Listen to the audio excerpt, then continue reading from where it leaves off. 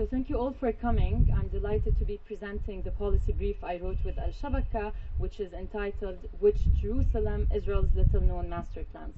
So I will first start by focusing on Israel's colonial projection and future master plans for Jerusalem. I'll focus on three major Israeli master plans, and then I'll briefly talk about the Palestinian Authority's development approach for East Jerusalem, and I'll end my presentation with some policy recommendations on what can be done in Jerusalem. So in 1995, Edward Said has warned that it was only by, and I'm quoting, it was only by first projecting an idea of Jerusalem that Israel could then proceed to the changes on the ground, which would then correspond to the images and projections, end of quote. So based on that, and since we tend to focus more on what Israel is doing in the present, the question I asked myself when I was doing the research was, what is Israel's idea of Jerusalem? What is Israel's vision of Jerusalem 5 years from now or 30 years from now? When I started doing some interviews and research, I realized that we are not very much aware of Israeli master plans for the so-called Greater Jerusalem. So I've decided to delve deeper into this topic to expose Israeli plans for Jerusalem, understand how Israel plans on implementing its vision of Jerusalem, hoping that this would be a trigger for Palestinians to become more proactive and develop a comprehensive vision for Jerusalem. So in this presentation, I will examine three Israeli plans that convey Israel's projection of Greater Jerusalem and its plans to turn the image into reality. The plans are used by Israel as a political and a strategic tool to Judaize Jerusalem, i.e. ensure Jewish political, demographic, economic, and territorial control over the city while further evicting and dispossessing Palestinians. But before I talk about the three plans, I want to give you an overview of Israeli planning system. So planning in Israel begins with a national outline plan, which is then followed by district outline plans and then local outline plans. And then you have the detailed plans and planning applications. So both outline and detailed plans are zoning plans, which include zoning maps to define land use and ordinances to delineate building characteristics. There are also specific bodies to oversee the top-down implementation of all these plans, including the government, a national planning and building board, a regional planning and building commission, local planning and building commission, and the city or council engineer, which oversees the implementation of the plans. So now back to the three plans I will present today. The best known of these plans, and probably the most important, is the Jerusalem 2000 Master Plan, also called 2020 Master Plan, which is the eternal master plan of Jerusalem. It was prepared by a national planning committee and published in August 2004. It's the first comprehensive and detailed spatial plan for both East and West Jerusalem since Israel's occupation of East Jerusalem in 1967. And although the plan has not been validated yet, as it was not deposited for public review, Israeli authorities are implementing its vision and its essence. The plan addresses several development areas, including urban planning, archaeology, tourism, economy, education, transportation, environment, culture, and art. The least known of the plans is the Maroon Plan. It's a government-commissioned plan for the development of Jerusalem, which is going to be implemented by the Jerusalem Development Authority. So the Jerusalem Development Authority usually produces plans for the economic development of Jerusalem with the goal of promoting Jerusalem as, and I'm quoting, an international city and a leader in commerce and the quality of life in the public domain, end of quote. And so the authority is a major planning body for the Jerusalem municipality, the land administration, and other organizations in the fields of housing and employment. And you also have the Jerusalem Institute of Israeli Studies, which is conducting the consultation, research, and monitoring for the Maroon Plan. It's a multidisciplinary research center that takes a leading role in planning development policies for Jerusalem in the fields of urban urban planning, the economy, demography, infrastructure, education, industry, etc. Another very important and not very well-known plan is the so-called Jerusalem 5800 plan, also known as Jerusalem 2050. It's a private initiative that was founded by Kevin Burmeister, who is an Australian technology innovator and real estate investor. The plan provides a vision and projected proposals for Jerusalem up to the year 2050. It's thus represented as a transformational plan for Jerusalem that can be implemented together with other municipal and national government agencies. It's divided into different independent projects, each of which can be implemented on its own. The team of the implementation of the plan is set to include the best Israeli tourism, transport, environment, heritage, and security planners. So these three plans, and we know that there are tens of thousands of plans, these three plans that I focused on reinforce each other through one common systematic thread. They all aim to increase the number of Jewish residents and reduce the number of Palestinians living in Jerusalem. And the three plans also address three main areas: the tourism sector, higher education and high technology, as well as urban planning. So I'll talk about each one separately. So first of all, the tourism sector. The development of the tourism sector in Jerusalem is at the heart of the three development plans I'm presenting. So for example, under the 2000 or the 2020 master plan, the Jerusalem municipality seeks to promote the tourism sector and to especially enhance the cultural aspects of Jerusalem. So it's planning a marketing campaign to increase the potential of real estate development, support international and urban tourism, and invest in tourism infrastructure. The Maroon Plan also aims to develop tourism, the tourism sector. So in 2014 alone, the Jerusalem Institute of Israeli Studies conducted 14 of its 18 studies for focusing on the development of the tourism sector. As part of the Maroon Plan, the Israeli government earmarked around $42 million to boost Jerusalem as an international tourist destination, while the Ministry of Tourism was expected to allocate around $21 million for the construction of hotels in Jerusalem.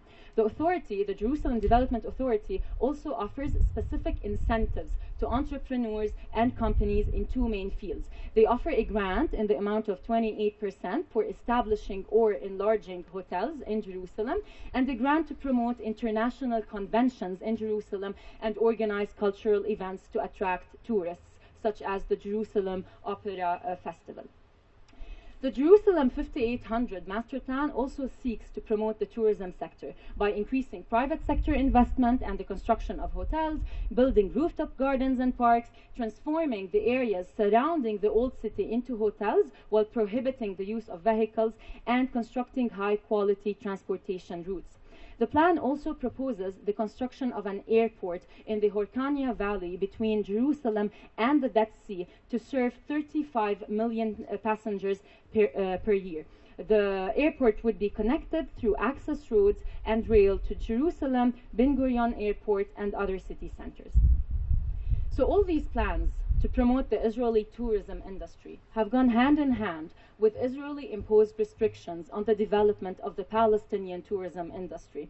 Israeli restrictions include the isolation of East Jerusalem from the rest of the occupied Palestinian territories, shortage of land and the resulting high cost of it, weak physical infrastructure, high taxes, restrictions on the release of permits to build hotels or convert buildings into hotels, and difficult licensing procedures for Palestinian tourist businesses. However, and I want to emphasize this point, the tourism sector is not only seen as an engine of economic development to attract Jews into the city. It's also Israel's development of and domination over the tourism sector in Jerusalem is a major tool to control the narrative and ensure the projection of Jerusalem in the outside world as a Jewish city. So, for example, the official map that the tourism ministry distributes to those visiting the old city of Jerusalem lists a total of 57 sites in the old city. The only Muslim site listed is the Dome of the Rock, besides 5 Christian sites. The map's editors omitted the Arabic names of sites in the old city, so they only talk about the Temple Mount without mentioning Al-Haram al-Sharif. And of the 57 sites listed, no less than 25 are buildings occupied by Jews in the Muslim quarter, along with synagogues and yeshivas that even experienced tour guides have never heard of. In other words, reality is being covered with maps. Maps that erase the people, history, and culture, and all the inconvenient obstacles to constructing the new reality imagined by Israel, that of Jerusalem as a Jewish city. And that's why Israel has strict rules over who can serve as tour guides and the narrative and history that tourists are told. Palestinian tour guides who do not abide by Israel's false branding and who try to give a critical analysis of the situation can lose their licenses. And so the tourism sector is used as a tool to construct a new narrative and achieve the vision that intends to remake the city of Jerusalem into the heart of the Jews of the world. And Edward Said was aware of the role of imagination in the process of remanufacturing Jerusalem as a Jewish Israeli city. First you have the new representation, then you have construction, and then the displacement. And it's exactly what Israel is doing. Another common goal of the three plans is to attract Jews from all over the world to Jerusalem by developing two advanced industries, higher education and high-tech. So to promote the higher education industry, the 2020 Master Plan aims to build an international university in the city center with English as the main language of instruction. As for the Maroon Plan, it seeks to make Jerusalem a leading academic city that is attractive to both Jewish and international students who will be encouraged to stay in Jerusalem once they have finished their studies. In the same vein, the Jerusalem 5800 plan sees a chance to create jobs and achieve economic growth through extended stay educational tourism. The development of the higher education industry is intrinsically linked to the development of a high-tech bioinformation and biotechnology industry. The 2020 Master Plan calls, for example, for the establishment of a university for management and technology in the city center of Jerusalem and for government assistance in research and development in the fields of higher technology and biotechnology.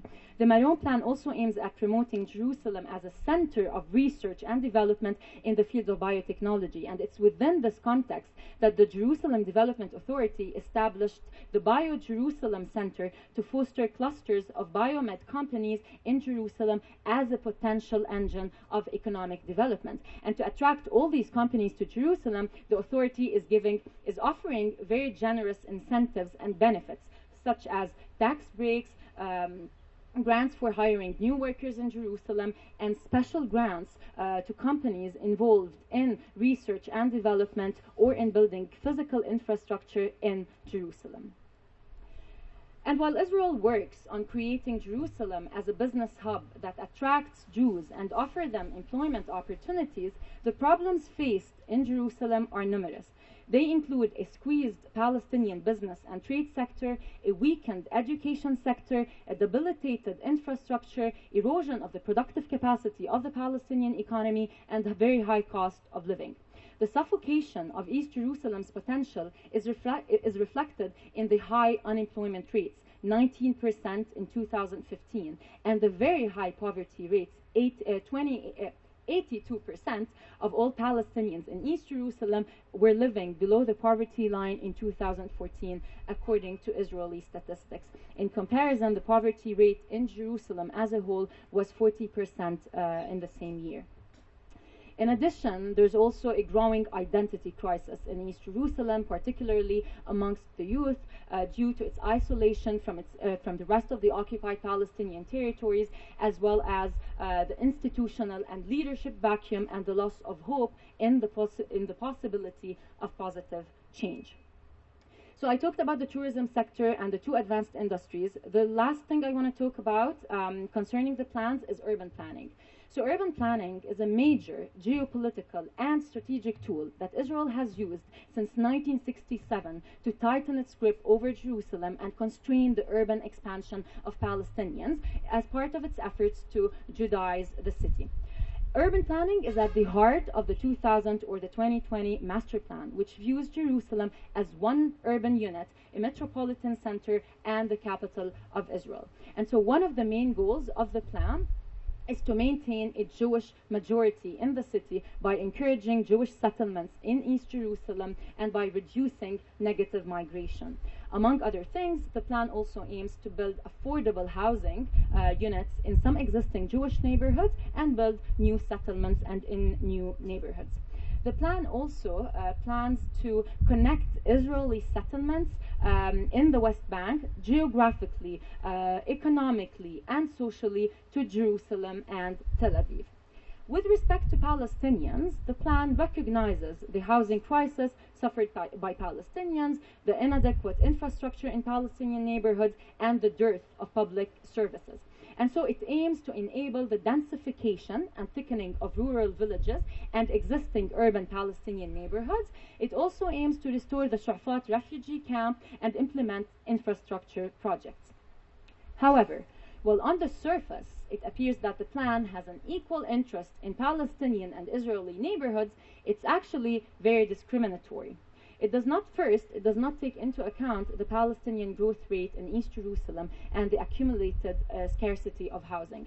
It also only allocates 2,300 dunams for Palestinian construction compared to 9,500 dunams for Israeli Jews. And most of the new housing units proposed for Palestinians are located in northern or southern areas of East Jerusalem and not in the old city where the housing crisis is the most acute and where the settlement activity is also the most intense. In addition, 62% of the increase in Israeli Jewish building will happen through expansion and building of new settlements, thus increasing Jewish territorial control. By contrast, more than half of the addition of housing for Palestinians will happen through densification or vertical expansion, i.e. building within the existing urbanized areas, including through vertical expansion, as I mentioned. Furthermore, the plan's proposals to address the housing crisis in East Jerusalem will most likely remain ink on paper due to serious barriers to their implementation. In fact, several preconditions must be met before the Israeli authorities issue building permits, including the presence of an adequate road system, parking spaces, sanitation and sewage networks, and public buildings and institutions. The problem is that Palestinians have no control over these requirements, which are the responsibility of the Jerusalem municipality. So it makes it extremely hard for Palestinians to build new houses. I just want to mention something in terms of Palestinians facing discrimination when it comes to enforcement of regulations, housing regulations. According to a report by the International Peace and Cooperation Center, 78.4% of building violations took place in West Jerusalem between 2004 and 2008, compared with 21.5% in East Jerusalem. Yet, only 27% of all violations in West Jerusalem were subject to judicial demolition orders, compared with 84% of violations in East Jerusalem. So you can see how all the plans are actually political plans that use urban planning as a tool to ensure Jewish demographic and territorial control in the city. Meanwhile, what about the Palestinian Authority?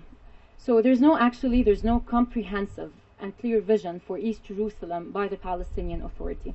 East Jerusalem is officially presented as the capital of the State of Palestine and one of the 3 priority development zones for the Palestinian Authority besides the Gaza Strip and Area C. However, in a clear divergence from its rhetoric, the PA planned to allocate only 0.44% of its budget to the Ministry of Jerusalem Affairs and to the Jerusalem Governorate in 2015. Compare this budget allocation to the supposed capital of the Palestinian state, with 27% being allocated to the security sector. East Jerusalem was also absent in the Palestinian Authority's National Development Plan for 2014-2016. The plan only refers back to the Strategic Multi-Sector Development Plan 2011-2013, which was issued in 2010 and which clearly requires updating. So because I don't have enough time, I just want to mention briefly what can be done to save Jerusalem. Of course, it's very challenging to find ways to rebut Israel's colonization of the city and dispossession of its Palestinian population, especially given the huge leadership and institutional vacuum that Israel has created. But in the course of the research for this policy brief, I had the chance to speak to representatives of several organizations, official bodies, and community groups. And there was some sort of agreement that one of the most urgent steps that should be taken is to establish popular committees in each East Jerusalem neighborhood. Such committees could raise East Jerusalem residents' awareness about their rights as residents and about Israel's plans for the future, encourage voluntary work, and monitor and prevent Palestinians from selling their land to Israeli Jews. And once these committees have been established in all neighborhoods, they could then form what Jerusalemite organizations believe is also urgently needed, which is a representative body for Jerusalem at the national level. And it's going to be an inclusive body that would include the Jerusalem Governorate, representatives of civil society organizations, the private sector, as well as independents. And this body would work as a channel between Palestinians in East Jerusalem and the Palestinian Authority, as well as with the rest of the world. Such representative body could work on three main fronts. First of all, they could lobby the PA or the PLO to propel Jerusalem to the forefront of the Palestinian government's commitments and ensure that it receives the budget and other support it needs in order to counter Israeli policies. They would also work in terms of, or take the lead in advocacy, lobbying, and campaigning at the international and regional level in coordination with the Palestinian diaspora.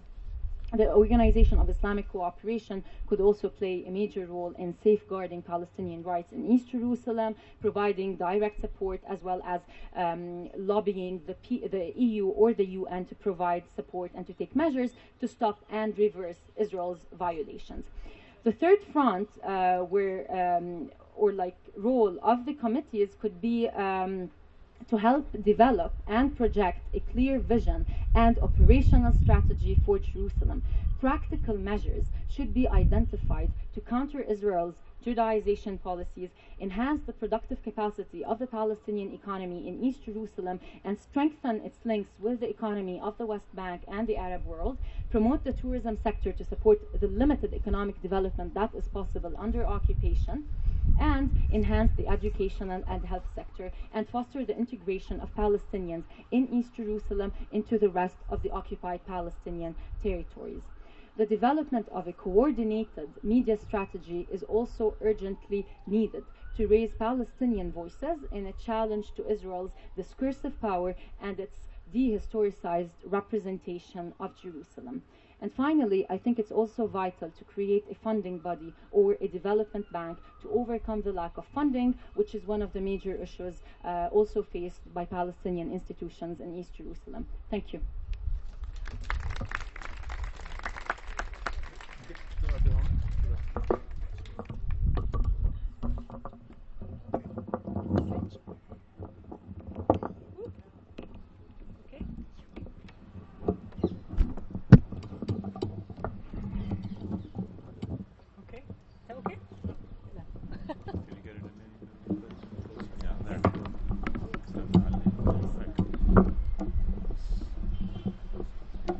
Thank you. Thank you all for coming. It's so great to see all these faces this evening. And thank you, Nur, for the elaboration about these plans. I think it's very important for us as Palestinians to know about these plans and other plans. I would like to stress that it is also important to become aware of the sectors that are working and producing these plans, whether they are official bodies like government. Swarm? Yes.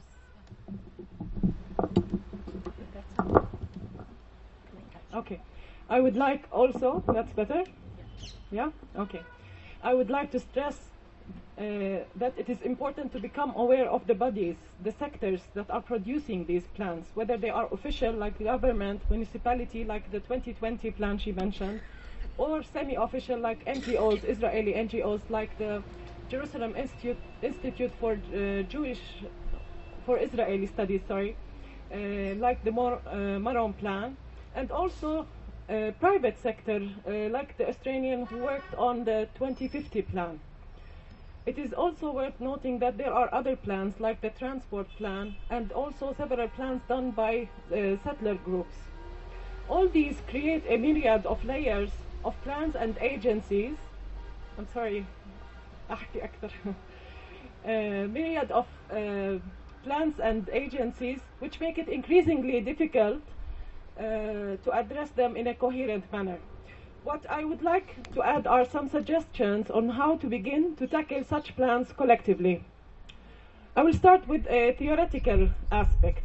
If we look at these plans within the context of a settler colonial paradigm and compare with other cases, whether settler colonial or colonial, such as Algeria under the French or Delhi under the British, we can draw similarities of the results of the different urban planning strategies that were used.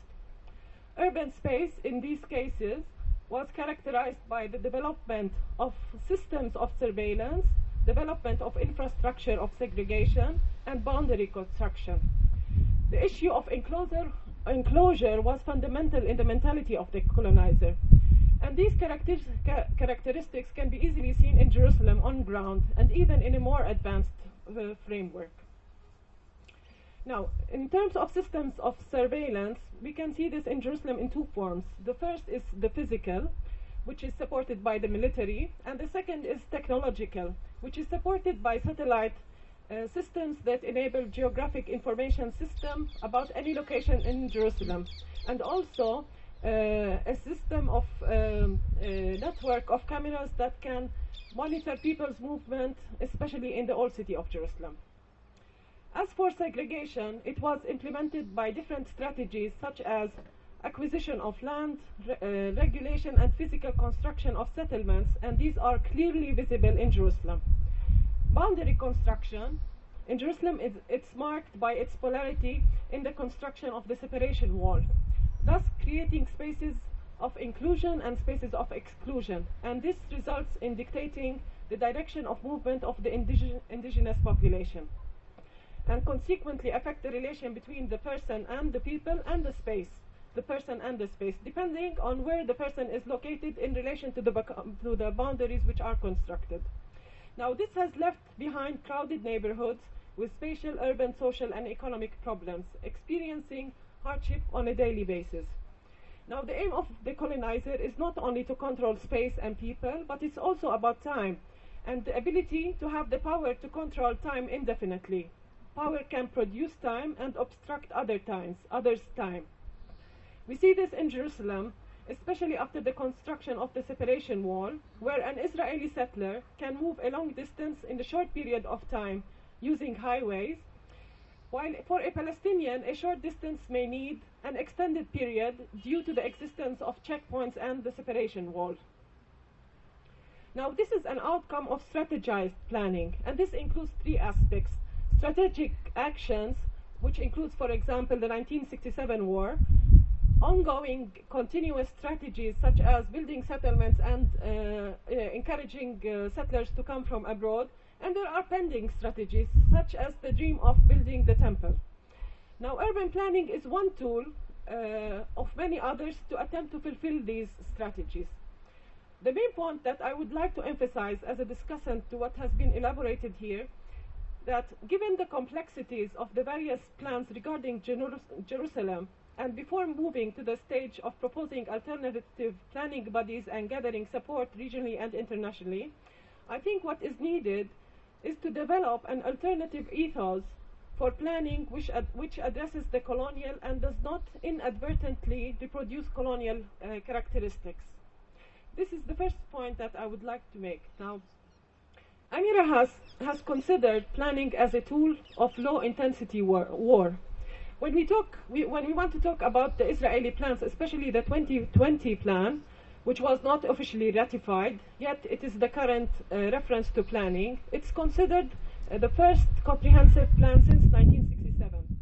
What is interesting is that the aims were clearly expressed in this plan. These plans do not consider Jerusalem as an occupied city like what's in international law, and even not a conflict city, and gives the impression in their initial statements that all the residents are equal and without any tensions or conflicts between them. Now, according to OCHA, only 13% of land is zoned for Palestinian construction, and most of this land is already inhabited. How does the plan go around this issue? In terms of housing, there are two strategies suggested in this plan: densification and expansion. Now, expansion means building new houses in open land, while densification, expansion means horizontal development, while densification means vertical development, meaning adding more floors to existing buildings. Now, a higher percentage of densification is suggested in the Arab neighborhoods, while a higher percentage of expansion is suggested to Israeli settlements. And that would lead to more land grab by settlers and more dire situation in Arab neighborhoods. In practice, the expansion of the settlements can be easily implemented, while the densification of Arab neighborhoods is difficult, especially that many of these areas are already densified, but with the housing units without permit. And that's because getting a housing permit is a very complicated, bureaucratic, and very expensive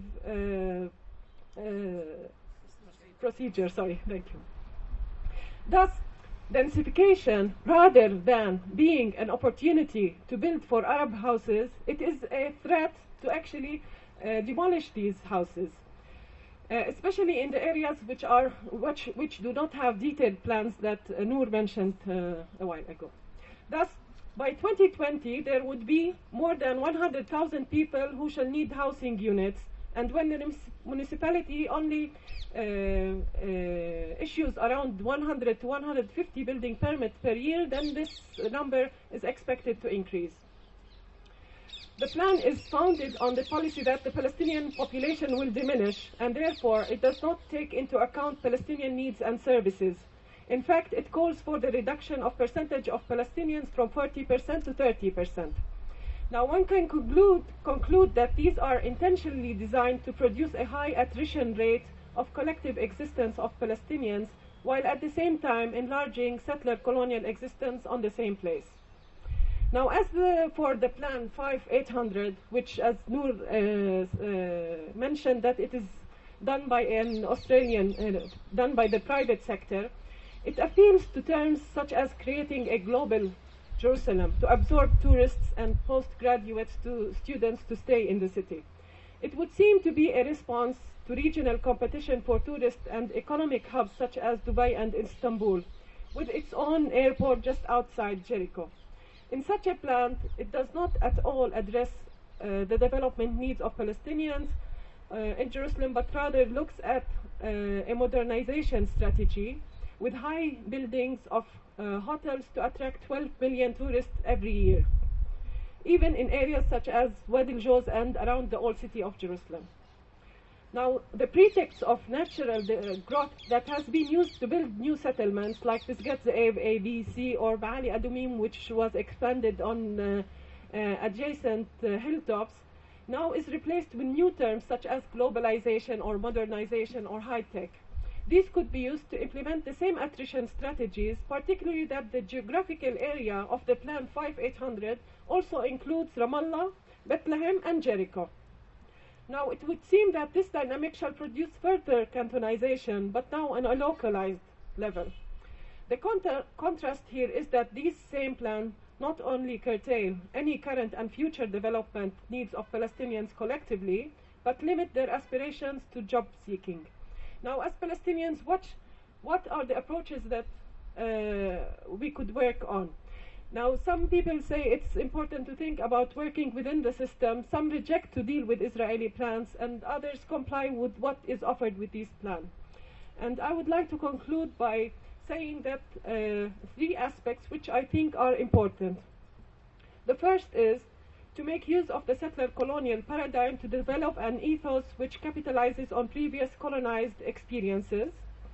And the second is that tackling these plans needs a multidisciplinary and multi-leveled approach to develop ways of counteracting them. It is not only about policy or strategy or urban planning, it's a compound challenge.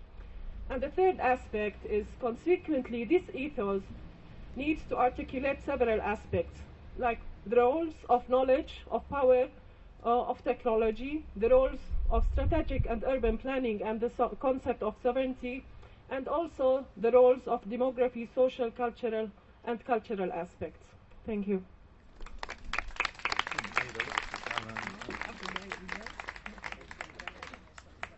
Okay, just that's Sure.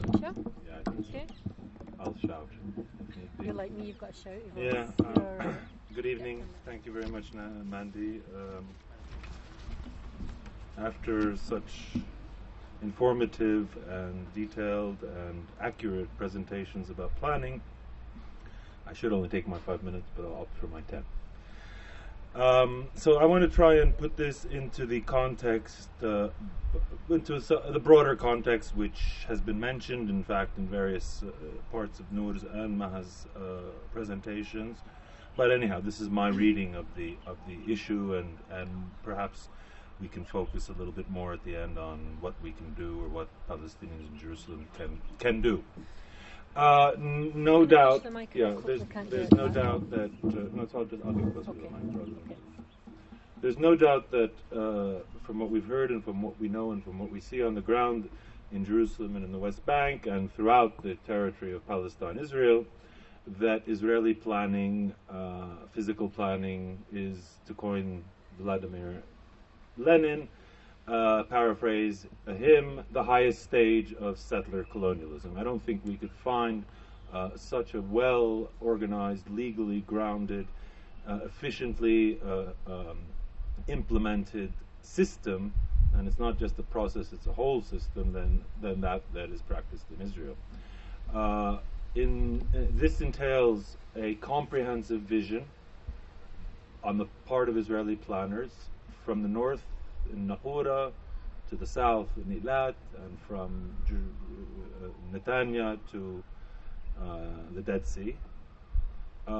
Jerusalem is in the center of all of this, is the jewel in the crown, so to speak, with the aims that we've heard, but clearly a major political aim is to increase the ethnic imbalance to the extent possible in the favor of the Jewish population, to integrate Jerusalem fully into Israel so that it no longer appears or feels or legally or economically or socially as part of Palestine, and of course to utilize its extraordinary tourism potential for tourism and as a substantiation of the Jewish narrative, in particular of the Holy Land. In addition, it's conducted according to the very best practices in planning, with a true partnership between the private sector and the public sector, and a clear delineation of the national plans, the local government plans, the role of the private sector plans, the municipal plans, and the system all works quite well. Slowly, it goes on, and I think Palestinians, even who have been for 60 years in Israel, those in Israel dealing with the same system, have only now just started to know how to deal with it. So you can imagine what it must be like to be a farmer in Al-Auja or in Area C, trying to deal with, I think it was 44 building permits were issued in the last year in Area C, whereas something like 2,000 permits were submitted. And I'm sure that they were all rejected on purely legal grounds, or at least Israeli legal grounds. So there's no doubt that what we're up against is an extraordinary system that, just as I said, it continuously moves forward while Palestinians are one way or the other co-opted or resisted or just bypassed by the whole thing. The second point that I want to talk about briefly are, of course, the impacts on Palestinians in Jerusalem. I was here a few years ago and presented an UNCTAD report about economic collapse. We've heard today the new figure of poverty of above 80%. When I think 4 years ago when we presented it was still in the mid-70s. So there's actually an increasing, believe it or not, an increasing impoverishment of Palestinians in Jerusalem. There's a concomitant deindustrialization. The sector, the tourism sector, which should be Palestinian before Israeli and Jewish, is held hostage by the Israeli tourism operators. And of course, the Palestinian economy in Jerusalem is delinked and increasingly irrelevant to the West Bank Gaza Strip economy. Obviously, Jerusalemites suffer under extraordinarily, proportionately high tax burden, and there is a constant struggle to remain in Jerusalem. There's obviously, that leads to the demographic impacts, which is basically summed up by the reversal of the Oslo paradigm. The Oslo paradigm was as many Palestinians in as small part of the West Bank as possible, hence we have something called areas A and B, which are 40% of the West Bank. Here, it's as few as possible Arabs in the least possible territory. I think you said 17% of Jerusalem available for 13. Okay. Thirdly, of course, social disintegration. You just have to walk down Salahuddin Street to witness it for yourself, but unfortunately we see it in various venues. Cultural alienation, addiction, delinquency, violence, family violence, and a constant de-skilling of the labor force. Needless to say, that all is accentuated and maybe even caused by the political leadership vacuum. Institutional atomization. We have some important institutions in Jerusalem, educational, health, few economic institutions, some cultural ones, but I can assure you they all work on their own. There is nothing that really, except informally and in a friendly manner, that brings these remaining Palestinian institutions together in a manner that at least creates some sort of a front in dealing with the authorities. So that, of course, is to do with the inability to break the political taboo of representation, which I'll talk about again at the end. Luckily, some international and liberal Israeli actors fill a political role, at least in terms of advocacy on behalf of Jerusalemites. But major potential donors are really too scared to confront Israel. And an example for that was, I believe Safa was there, a dinner recently with the United States economic delegation, and they talked a lot about the opportunities and how can we create opportunities and how can we support Palestinian business and Palestinian tourism and Palestinian IT. And basically, my comment was to them simply, if USAID would come and do a school here and a clinic there and whatever, and put up the signs that you put all over the West Bank, that in itself would send a message to Israel about this place, at least being disputed. At least USAID considers it part of the Palestinian. Not only USAID, I mean, that would be relevant to all donors. So, against all of that, to try and confront all of that, as Nur mentioned, we have really an absence of any Palestinian national development vision. In fact, there is one in some form for the state of Palestine when it comes into existence. There are other efforts that the PA does regarding the 3-year planning process, but basically there is no plan. There's some visions, but there's no plan, and even if there was a plan, these plans often and usually lack implementation mechanisms or any way of ensuring that what is planned takes place. Spatial planning, of course, is impossible under the ADC Jerusalem-Gaza Strip breakup. So we have efforts that were done, for example, in 2003-2004 by the Welfare Association for the Old City, the 2010-11 PLO plan linked to the Palestinian National Development Plan, but not really feasible. We have efforts by the various donors in the last 2 years, the Germans, the UNDP, to try and keep things at least above water, keep everybody's head above water in Jerusalem. But basically, we have a vacuum, a planning vacuum alongside the political vacuum.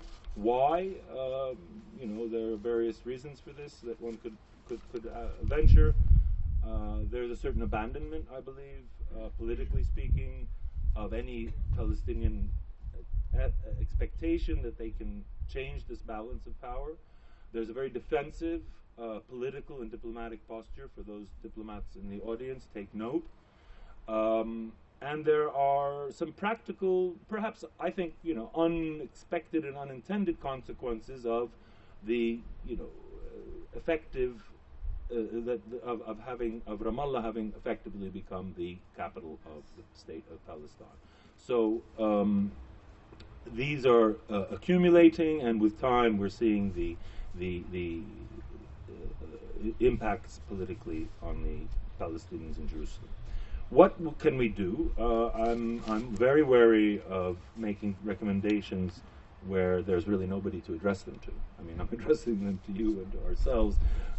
We had a roundtable at Mass the other day about the old city markets that Nur presented, and Adnan Husseini was with us, and he actually, he gave us the feeling that they were trying very, very hard, but it's clear that the means at the disposal of the Palestinian Authority are very limited. So if I were to say what are the top 5, 6 areas that there are things that can be done now without saying who should do what, I would summarize them as the following.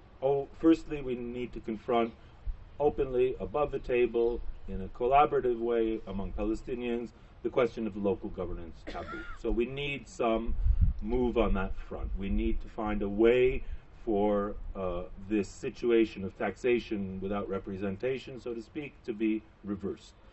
I think Palestinian planners, if not the PA formally, but somewhere in the Palestinian planning, strategizing fora, need to think of planning for the territory of Palestine, not for the state of Palestine. And that means enhancing links, in the case of Jerusalem, between the Galilee, the Triangle, and Jerusalem, as much as we should be trying to reinstate relations between the West Bank and Jerusalem. Just as Israeli planners do not see the Green Line, they do not see the wall, they do not see the armistice, they see the map, and they plan accordingly. I think Palestinian economic and even physical planning, to the extent possible, should start to think in terms of the whole territory. Where there are Arabs, we want to link up with them. Thirdly, we need I would say, a diplomatic offensive, and not just a defensive strategy, but a diplomatic offensive on international protection for East Jerusalem. I know that there are a lot of efforts done by the Palestinians, especially in the Human Rights Council, on Jerusalem, but it has now amounted to a reiteration of established positions. And so now, as Palestinians, we're really happy when the EU comes out with a strong condemnation, and that's good enough, but it's not good enough. Obviously, the tourism sector needs more than just Jerusalemites, and I think there's an issue that we've discussed the other day in the roundtable, and somehow Jerusalem tourism and investment is seen as something the Jerusalemites should do. No, we need much more investment coming from the West Bank. We have $6 billion of West Bank, $6 billion of West Bank savings held in banks abroad because they do not find proper usage here. So we need public and private institutionalization of the potentials for investment in Jerusalem. All of this, of course, would require a donor realignment, and I think the donors increasingly, and our friends in the donor community, are trying to look for things they can do in Jerusalem, but as a result of the weaknesses that I mentioned, they're ending up making the decisions for the Palestinians, and that has to be reversed. Finally, in terms of new ideas, you were kind enough to introduce me to an anthropologist who spoke here about Jason Hinkle, who spoke about recently increasingly popular concept called universal basic income, which is the idea that every individual, and it's being tried out in many Western advanced countries, so it's a really highly developed form of the welfare state. Every citizen deserves a basic living salary from the state, and then labor force employment, all of the rest comes once basic needs have been satisfied by the public authorities. So if such a concept were to be developed, I think Jerusalem would be an excellent area to try such a concept out. Finally, very quickly, on the question of taxation without representation, I was asked about what the options are on the political, what are the political mobilization or institutionalization options. And I would say there are 5 or 6, from the most acceptable to the most outrageous, or the most acceptable today to the most problematic.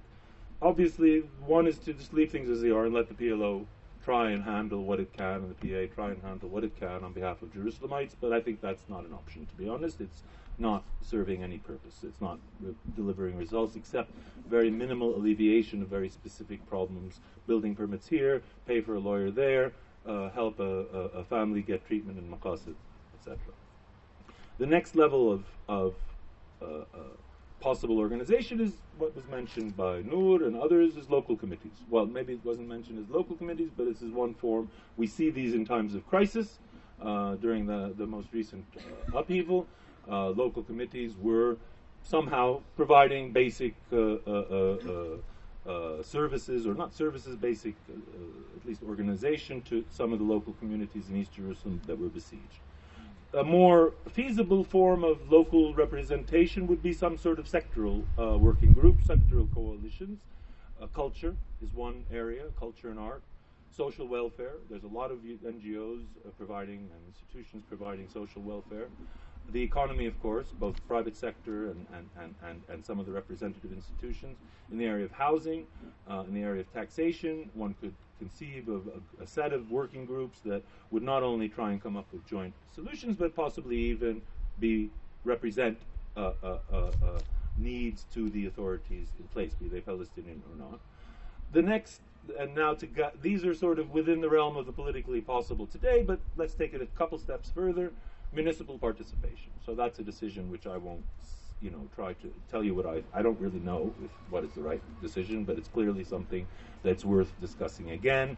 How would it be possible for the Palestinians in Jerusalem to be represented in the Jerusalem municipality? Or alternatively, as I suggested to Ayman Aoudi and the Arab Committee, I said, the Arab members of Parliament, I said, why don't you people take up the Jerusalemites case as yours? Nobody else is helping to deal with their issues, so you're, without requiring anybody to vote or to become Israeli nationals. Finally, before the final one would be the question of international protection. This is something that would require a lot of political change. Israel would certainly oppose it, but there must be ways of at least in an attrition, a manner of attrition, dealing with that. A tax revolt is something which perhaps would require a lot more organization, but it was the way that the first intifada was powered for the first year from Beit Sahur. And finally, and it's not an option which I think is acceptable, and somebody, when I mentioned this in Ramallah, said you better be careful, but ultimately Israel is annexing Jerusalem and more Palestinians are becoming Israelis. More and more people are working in Israel. It's effectively breaking away from Palestine. So, is this an area where maybe the benefits of one person, one vote, and secession would outweigh the benefits of prolonged suffering? Thank you. I'm sorry for taking so long.